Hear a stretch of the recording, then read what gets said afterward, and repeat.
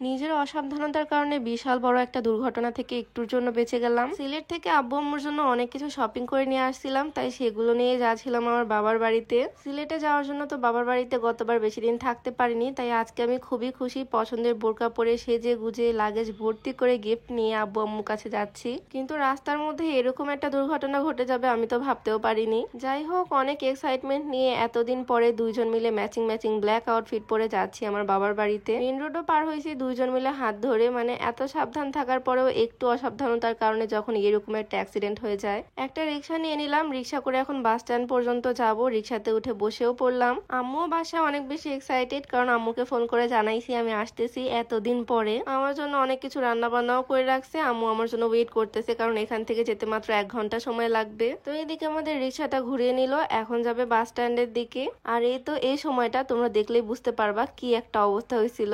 আমার বোরকাটা আমি ভালোভাবে ধরে রিক্সায় বসিনি, বোরকাটা পুরাটা একদম চাকার সাথে পেঁচিয়ে গেছে। আমি টান বুঝতে পারার সাথে সাথে রিক্সাওয়ালা মামাকে বলছি থামাতে, আর উনিও একদম সাথে সাথে থামাইছে, না হলে হয়তো আমি নিচে পড়েই যেতাম বেঁধে। আর উনি আসলে অনেক ভালো মানুষ, ভালো করে চাকা থেকে আমার বোরকাটা বের করার চেষ্টা করতেছে। এর আগে এরকম অ্যাক্সিডেন্ট আমার সাথে কখনোই হয়নি। আমার কপালটা ভালো, বোরকার কোটিটা ছিল নেটের, যার কারণে টান লাগার সাথে সাথে আমি বুঝতে পারছি। আর নেট কাপড় তো একটু ইলাস্টিকের মতো হয়, যদি চেরি কাপড় বা মোটা কোনো কাপড় যেত হয়তো আমি সাথে সাথে বেঁধে নিচে পড়ে যেতাম, বড় সড়ো একটা অ্যাক্সিডেন্ট হয়ে যেত। উনি আমার বোরকাটা একদম টেনে ছিঁড়ে বের করছে। আমার এত পছন্দের শখের বোরকাটা শেষ। যাই হোক, বোরকার উপর দিয়ে গেছে, আমার কিছু হয়নি, এইটাই আলহামদুলিল্লাহ, আল্লাহর কাছে লাখ লাখ শুক্রিয়া। আমি জাস্ট ভাবতেছি এই কোটিটা যদি নেট কাপড়ের না হয়ে মোটা কোনো কাপড়ের হতো তাহলে হয়তো এতক্ষণ আমার কি অবস্থা হতো আমি নিজেও জানতাম না। এই যে দেখো, একটু আগে বোরকাটা কত বেশি সুন্দর ছিল, আমি কতগুলো ভিডিও ক্লিপও নিয়ে রাখছি বোরকাটা পরে, কারণ এটা আমার অনেক পছন্দের একটা বোরকা।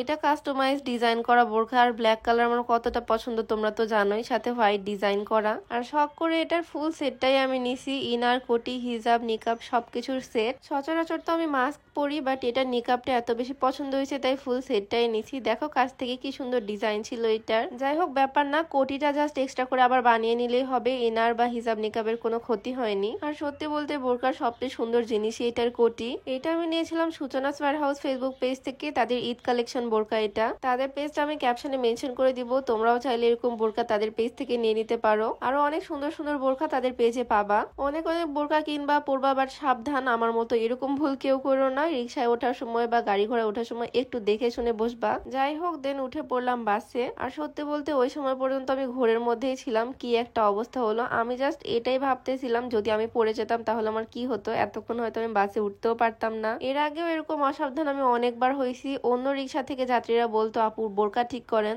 দেন সাথে সাথে ঠিক করতাম। মানে এইরকম অসাবধানতার ফল আজকে আমি পেয়ে গেলাম। আর কোনোদিন আমি বোরকা না দেখে রিক্সায় বসবো না। আর আসলে বসা ঠিকও না, কখন কি হয়ে যায়, ছোট্ট একটা ভুলের জন্য অনেক বড় অ্যাক্সিডেন্ট হতে পারতো। যদিও রিক্সা থেকে পড়লে মানুষ মরে না, বাট যেই রোডে আমরা আসতেছিলাম সেটা হচ্ছে হাইওয়ে। যাই হোক, আল্লাহর কাছে লাখ লাখ শুক্রিয়া, আমাদের কিছুই হয়নি। আর ভালোই হয়েছে, এটা আমার সাথে হওয়া দরকার ছিল। একটা শিক্ষা তো পেলাম, এরপর আর এরকম অসাবধান থাকবো না। জাস্ট বোরকাটার দিকে দেখো, দেখলে আমার কষ্ট লাগতেছে। কত সুন্দর একটা বোরকা ছিল, আর এটা ছিঁড়ে এখন কি একটা অবস্থা হয়ে গেছে। ছিঁড়া অংশটা ধরে নিয়ে হাঁটতেছি আমি। বাসায় যাওয়ার জন্য আবারও রিক্সায় উঠতে হবে। আর এই সময় আমি এতটা কেয়ারফুল ছিলাম, এরকম কেয়ারফুল হয়তো কখনো রিক্সায় বসার সময় হয়নি। আমি ভালোভাবে ধরে বসছি। দেন ও লাগেজটাও তুলে দিল, আর এই লাগেজের মধ্যে ভর্তি জামা কাপড় আব্বু আম্মুর জন্য নিয়ে আসছি।